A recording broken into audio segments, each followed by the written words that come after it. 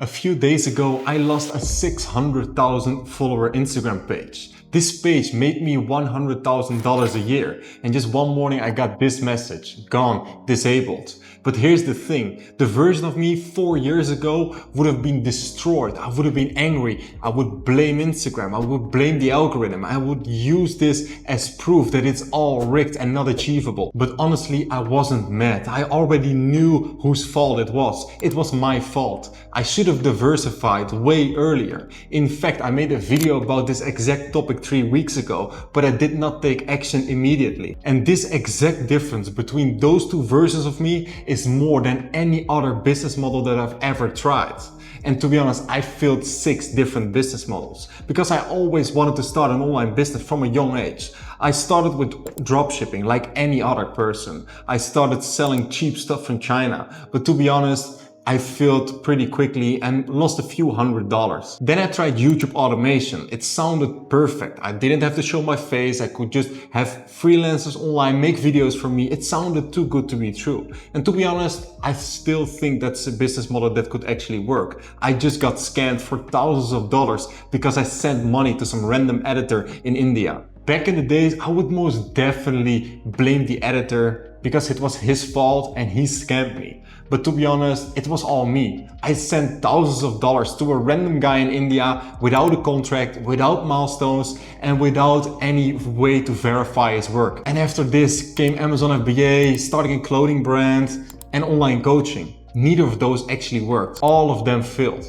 Every single time. And of course I had the explanation ready. It was the business model. It's too saturated. Too many people are doing it. It doesn't work anymore. I've now been running a business for the past 2 years, generating hundreds of thousands of dollars, and looking back at those 6 fails, it was never the business model. It was always me. And I'm not gonna sit here and pretend that any other business model is equally good. Some are harder, some are more challenging, maybe some are more saturated or did work better 5 years ago. But I failed all 6 of them. 6 industries, 6 markets, and 6 different skills. But there was exactly one variable in all of them. So why is it that we always want to blame the business model? It's so automatic. I think there's 2 reasons behind it. First of all, someone is always telling you that something is not working anymore. Go ahead, open YouTube. You will see a bunch of videos of people talking about dropshipping is dead in 2026. They have thumbnails with big red crosses over them. Meanwhile, they're selling you a coaching program or maybe course about their unique opportunity. Meanwhile, someone else is making millions of dollars dropshipping cheap stuff from China,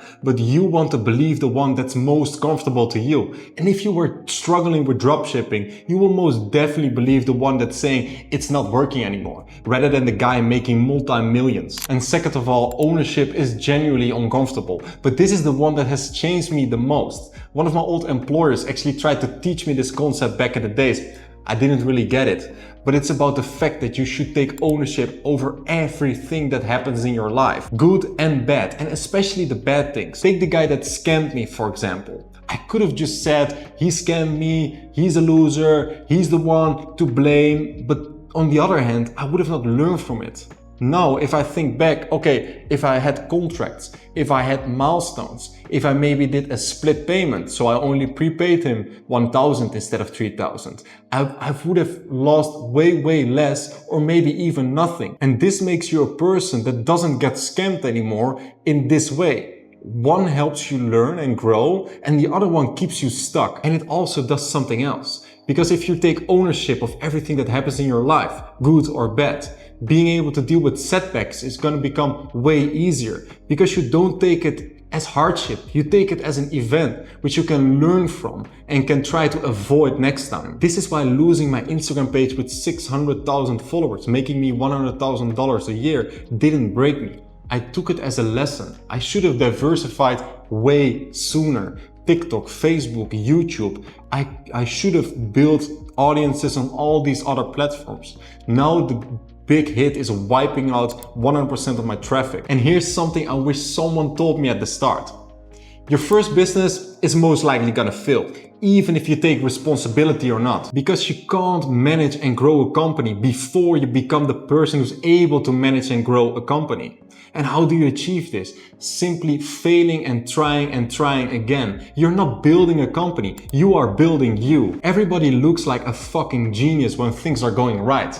Everyone can thrive with momentum or with good times, but it's about how you act when things are going south or when you hit setbacks. I've seen this happen with people close to me, people who quit because things were getting tough. It took me 2 years to actually get this, but once this mindset shifted, things took off. My first real business started working, and not because I found a better business model, it's just because I grew as a person. I moved abroad before I felt ready, at least before I knew I was ready, and everything was going well until I hit the next setback. And this one got me. It got me straight into survival mode. I need money now. And the fucked up part about survival mode is it gets you worse about the exact thing you're panicking about. You stop seeing opportunity. You can't even think past 30 days. I was looking directly at my bottleneck and unable to solve it. What got me out wasn't a new tactic, a new strategy. It was flipping my mindset from I need money now to I need to keep building myself and money will follow. And once this mindset shifted again, money came flowing back in, business was doing well again, and momentum picked back up. So here's what I actually tell you. If you want to start like an online business or you want to quit your 9 to 5, don't blow up your life just yet. Keep working that 9 to 5. Use your evenings, use your weekends, because your 9 to 5 is what's going to keep you out of this survival mode. And when that first or second business model fails, think about this. It took me 6 business models to learn this. Don't blame the business model. Think what is missing in me and keep building.